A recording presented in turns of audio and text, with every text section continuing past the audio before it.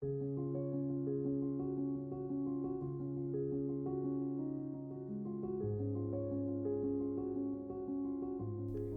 the heart of Africa, the East Central and Southern African Health Community, ECSA-HC, stands tall, celebrating 5 decades of relentless dedication to regional health and cooperation. Established in 1974, ECSA-HC emerged from a visionary convention of health ministers uniting countries to foster regional collaboration in health. The East Central Southern Africa Health Community is an intergovernmental regional health organization that was founded in 1974 as the Regional Health Secretariat for the East Central Southern African region under the Commonwealth Secretariat. Originally under the Commonwealth Secretariat, it has evolved into a dynamic regional platform. Hosted by the United Republic of Tanzania, ECSA-HC has become a vibrant hub for its 9 active member states, and that includes Kenya, Lesotho, Malawi, Mauritius, Kingdom of Eswatini, Tanzania, Uganda, Zambia, and Zimbabwe. The mission of the organization has remained the same since establishment, which is a focus on fostering regional cooperation in health among member states.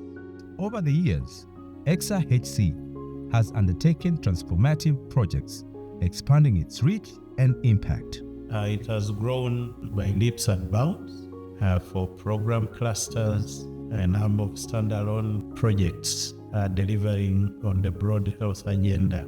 Presently, one could say we address 8 broad areas in our programming.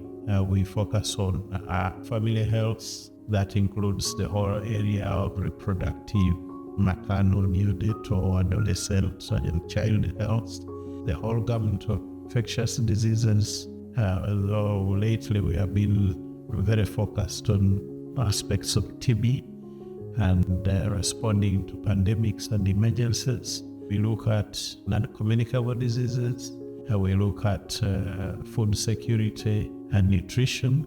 We look at elements of human resource capacity development. We also look at health system strengthening. We look at the whole area of knowledge management, but we also focus on monitoring and evaluation. In line with the global calls to improve human resources for health, the ECSA Health Community formed colleges to address HRH issues in the region. The good thing about the cluster for health systems and capacity development that is a fully developed cluster that has demonstrated good results in various areas. If you look at the number of specialized human resource that has been produced within the umbrella of the College of Health Sciences is quite enormous, and this is actually contributing greatly to the advancing that the region as well as the individual member states are making in respect to universal health coverage. At present, there are 9 colleges providing various specialized training. This training model has contributed significantly to the HRH development in the region. Together, they reach over 20 countries, having more than 140 accredited training sites. COSECSA, being the largest college, has trained over 1,500 surgeons with 744 accredited trainers and graduated over 910 surgeons. ECSACOG has over 540 fellows and 150 accredited trainers. The retention rate has been noted to be over 90% in the region. The main purpose of establishing the College of Surgeons as health ministers was to bridge the gap between the patient and a surgeon. There was a shortage of specialized surgeons in the region, but also there were challenges of brain drain where medical doctors would go to other countries, high-income countries, to seek advanced surgical training, and they would not return. Secondly, for few institutions that were offering surgical education, which was MED, the trainees or the students were paying quite a lot of money.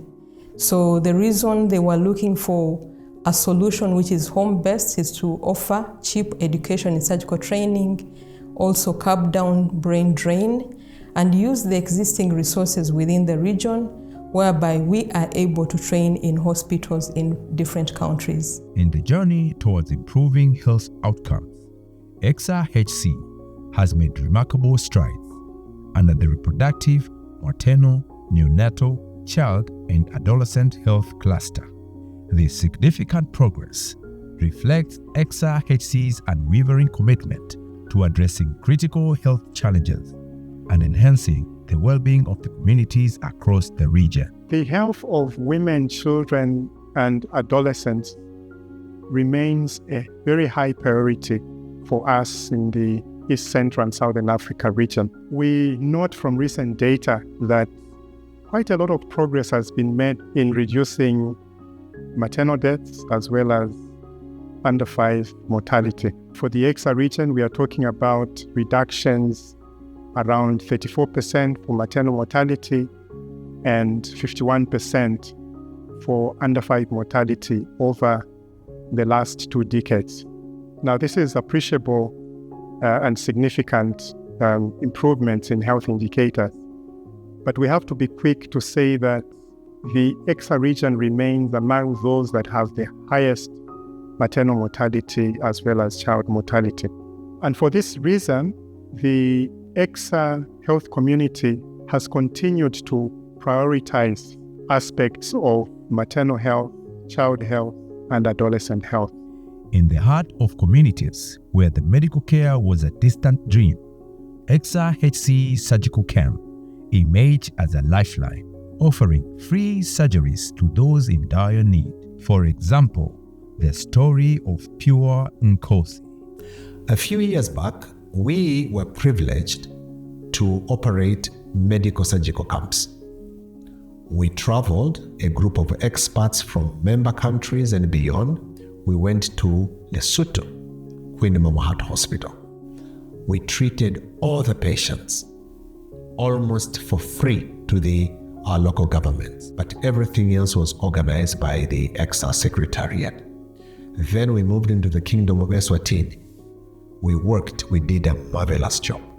I'll never forget a young boy who had bilateral cleft lip, and that was a very, very unique cleft lip, that the clefts went all the way to the lower eyelids. So it was like, what are we going to do?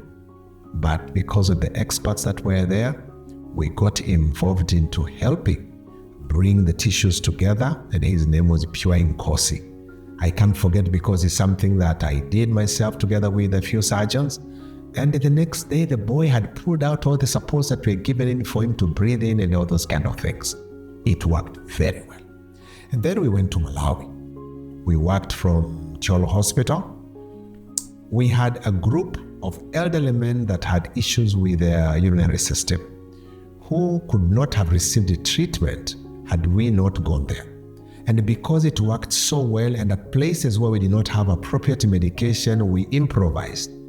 And all patients that were touched by us, from medicine to surgical, obstetrics gynecology, came out very well. That is the strength that is at our disposal. It just needs to be tapped. All the experts were homegrown from the region of ECSA. And I want to believe if this is going to be called out every other time, each of our countries, we shall benefit a lot.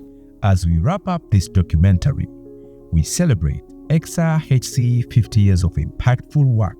Our heartfelt thanks go to our dedicated staff, member states, partners, and donors. Your unwavering support and collaboration have transformed countless lives and driven regional health advancement. As we celebrate the 50th anniversary of the ECSA Health Community, I'd like to take this opportunity to wish you all a very happy Golden Jubilee of ECSA, and to thank everyone who has been part of ECSA for the past 50 years, including all the member states and their populations, the Secretariat, all our partners, and everyone who has been part of ECSA. At the same time, I wish to take this opportunity to remember all those who are no longer with us, but who played a key role in the success of ECSA.